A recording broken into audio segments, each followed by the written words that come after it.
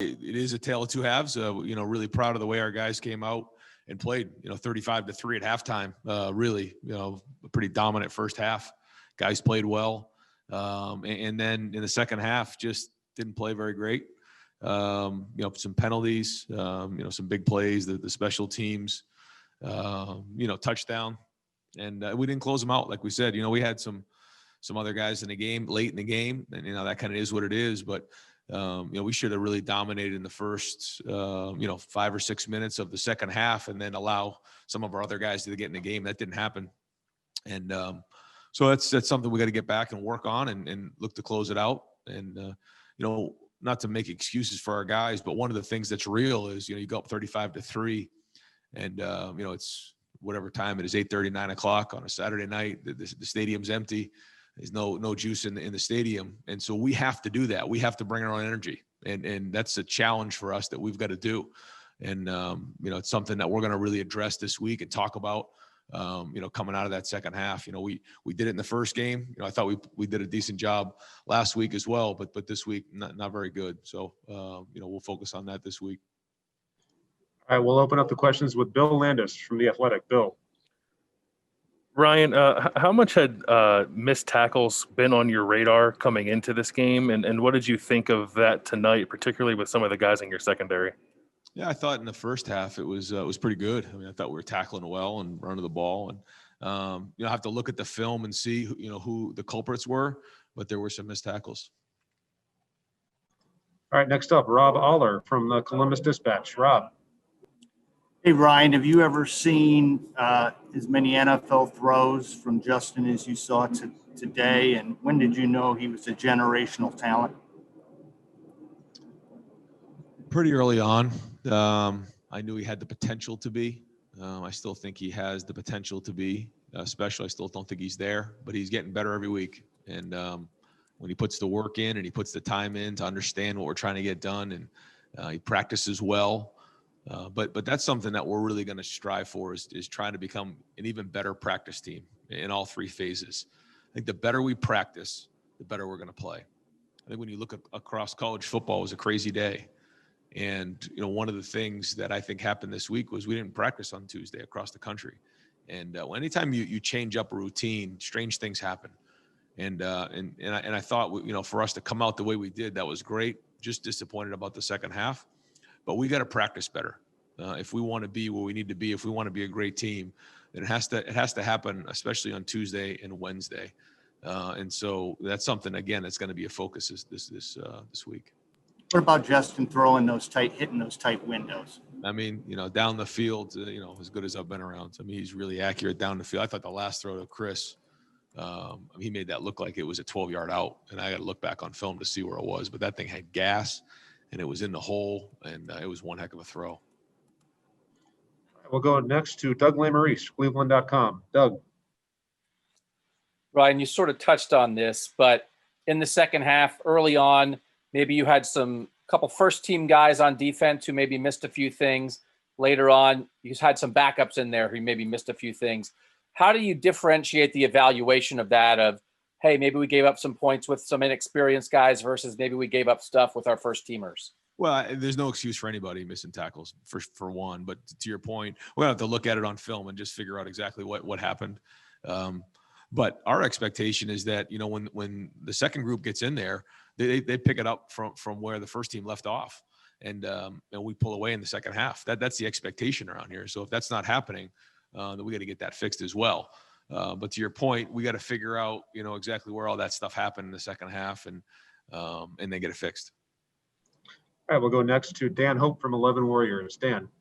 Ryan, have you ever seen a team attempt as many trick plays as Rutgers did tonight? No, that was especially the onside kicks. It was like a New York sidewalk. I mean, they were going back and forth, and I thought our team did a really good job of handling it. I thought we did a good job of handling the first throwback. I thought we did it. We were in a good spot on the second throwback, and we just didn't tackle them. It was just poor tackling. I thought that we did a better job with Pooch. I thought Jake came in and made did a good job of getting the ball up in the air, and he looked pretty smooth kicking. And then the fake punt, because we wanted to be aggressive. We knew that Greg was going to be aggressive with special teams, have some different things. We didn't quite know it was going to be all of those things, but we wanted to be aggressive as well. And I thought the fake punt really allowed us to kind of pull away in the first half. All right, next up, Kyle Rowland from the Toledo Blade. Kyle. Hey, Ryan, you talked earlier this week how almost just getting a game played is a victory in itself. You guys were a little sloppy tonight. Do you kind of evaluate games this season differently as well? No, but I hear what you're saying.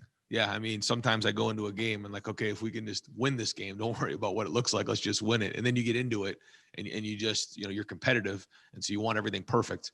But like you said, with so many different things that went on this year, but that's no excuse. We're not making excuses at all.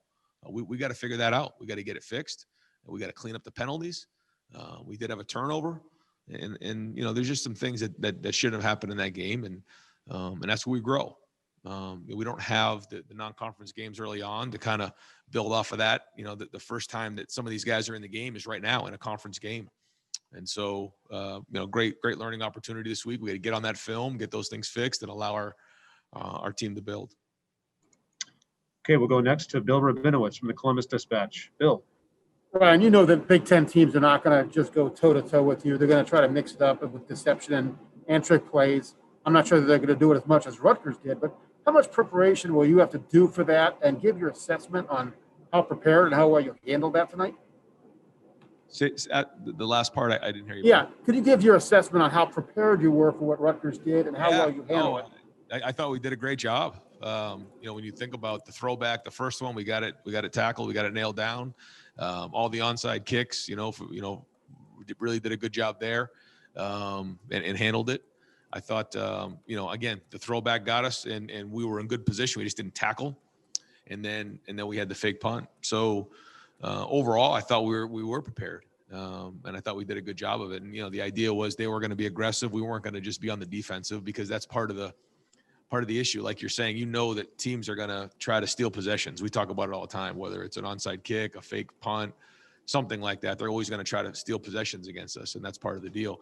We can't always be like worried about that. We need to be aggressive. That's why we did the pop over last year. That's why we did the fake punt today, because we also have to be on the offensive. And just because other teams are trying to do that to us, we got to make sure that we have stuff in place so that we're not on our heels. All right, next up, Austin Ward, Letterman Row. Austin. Ryan, this sounds kind of like a question I've asked you a bunch of times before, and you always try to appreciate the win and how hard they are. But how do you feel right now about it? Because you seem unhappy about some stuff, and others you can kind of understand because of the weirdness that you described. How do you feel about this game? Well, if you asked me at halftime, I'd feel really good. And then after the game, it's like just kind of flat. Want to get on the film and figure out exactly where it all was. And I think really we just got to focus on practicing better. And I think if we practice better, we'll finish better. But hey, listen, any win, certainly like you said, any win this year, any conference win is a good win. And there's a lot of good things out there. So it's not like we're going to sit here and talk about all the bad things. That was a good conference win.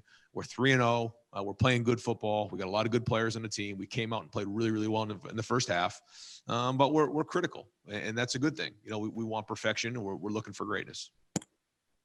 All right, Coach, thank you very much for your time. Ryan, Appreciate it. can I jump in real quick? Yep, of course. Clemson just lost to Notre Dame in double overtime on a day when Penn State and Michigan also lost. You guys can only control yourself, but when stuff like that happens, what does that just tell you about what this season is like? Yeah, it's a strange season, Doug. Like I said before, it was a strange week.